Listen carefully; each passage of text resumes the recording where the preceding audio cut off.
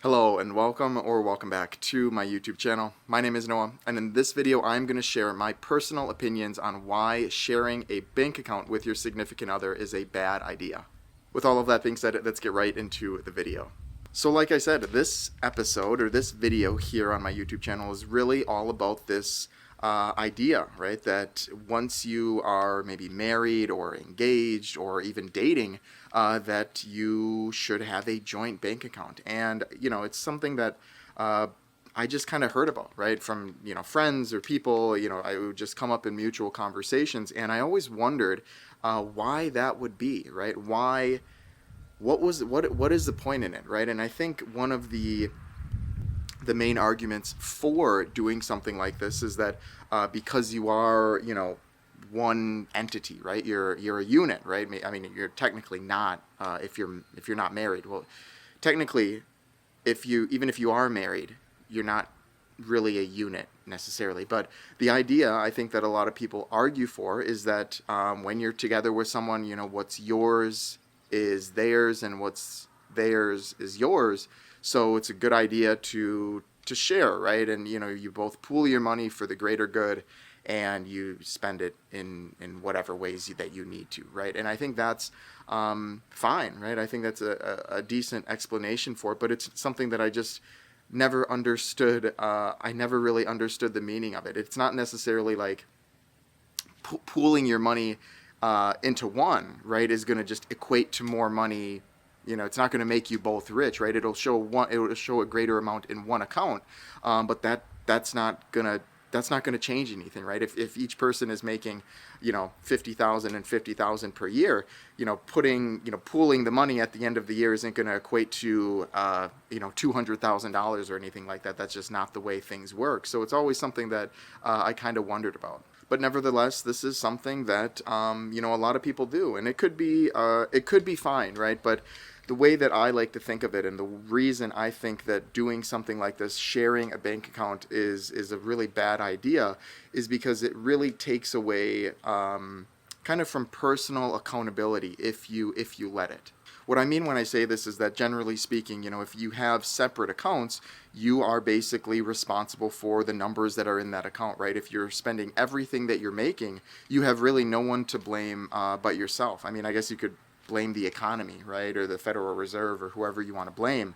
But at the end of the day, that is your responsibility, to take care of that account. But when you merge the account, right, it gets kind of difficult. When you merge accounts with your significant other, whatever it is, and you're just as irresponsible as you were when you were alone, it doesn't resonate as much, right? So you're almost splitting the blame a little bit with your significant other, and ultimately, long term, I think this is a really bad thing, right? Because if you are with someone for a long period of time and then things get pretty bad, maybe financially, what are you going to do, right? How are you going to divvy out expenses and try to really assign blame, right? If you have a merged account, it's you guys are seen as kind of one entity within this account. It's going to be impossible to go through all of these charges and see maybe where you went wrong, right? You'd have to scour through all of it, and it would just be such a time-consuming endeavor. Now, obviously, a joint account, like I said, can work for people, right? I guess if you're keeping track of your own expenses within that account, I think it can work. But it just at the same time, it doesn't. The question, it begs the question of, well, why merge them in the first place, right? If you're keeping track of your expenses in your own account, what is merging them do, right? It doesn't give you, like I said, it doesn't make you more money. It doesn't give you a benefit from the government to, share a bank account with someone. Obviously, there's certain things, right? If you are maybe doing a loan, co-signing is kind of like this, where you're splitting the burden and so on. But we're not really speaking about that in this video here. Another reason why I think sharing a bank account can be really detrimental to a relationship is that if you take someone who maybe let's take, for example, we have two parties, right? The guy and the girl, they both make $50,000 a year take home, right? Just to keep things simple. In the account, right, if nothing is spent, there's going to be $100,000. But what might happen is that one of the individuals, maybe the guy, maybe the girl, whatever it is, will see a larger amount in their account than what they're used to, obviously, right? Because it's basically doubled with another person's salary. And if the two individuals, that the couple is really in a accord to kind of spend money, as you see fit within the account, each party is going to feel like they're a lot more wealthy, right? Which technically they are, but what would happen sometimes, occasionally, and I have heard stories about this too, is that someone will play around a little bit too much, right? They'll have a little bit too much fun. They'll go out, on with their friends, maybe a little bit too much. They'll buy toys that they normally wouldn't, but since they're seeing these big numbers in the account, they embark on this financial endeavor. Maybe they buy a car, or maybe they the list goes on and on and on. But what that's going to do long term, in my personal opinion, is that if things do go south financially, right? So if things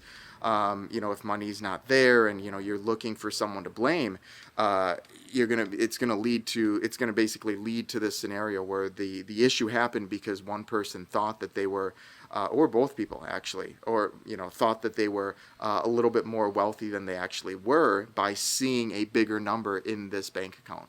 I think I want to add a little bit of an underscore on the last point that I made, and how why I think it's really a bad idea to split is because I really have heard a lot of examples where when you start sharing accounts like this, one party, male or female, doesn't, it happens both ways, will just start spending more of it, right? So they'll be spending their share and the other person's share, and that's not exactly fair, right? Because let's say the guy spends the girl's share and she wants to do something, with her friends, or, something like that. That money's not going to be there, right? Because the guy had a little bit too much fun on, different toys, or, whatever it may be.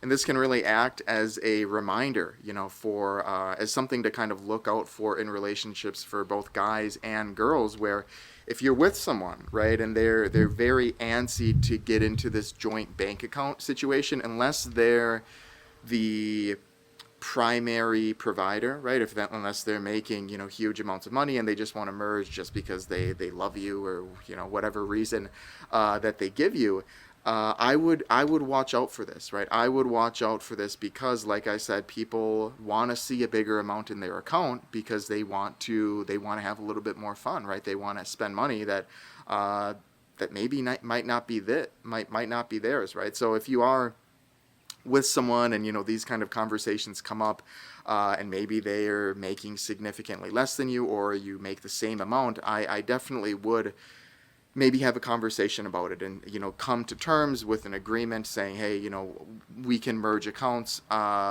if this, right, if you stay in line with this, and we'll be keeping track of it, and so on. But generally speaking, what's the point like I say, even to merge the accounts in the first place if you're going to be keeping track of your own expenses, right? It just doesn't make any sense. But there you have it. Those are a few of the examples as to why I personally believe sharing a bank account in a relationship is just not something that anybody should really need to do. And like I said, there's no real benefit in it, right? I don't necessarily think it makes life too much easier, right? When you're splitting utilities or the mortgage, you guys can figure that. It's not too difficult to figure that out with separate bank accounts. But there's so many cons to sharing a bank account that I definitely think that it's just not worth it in the long run. But of course, I want to hear from you guys as well. What are your experiences with sharing a bank account? Please let me know in the comment section below. I would love to hear your thoughts. As always, if you've stuck along this far in the video, I want to thank you so much for your time today. And as always, happy financing.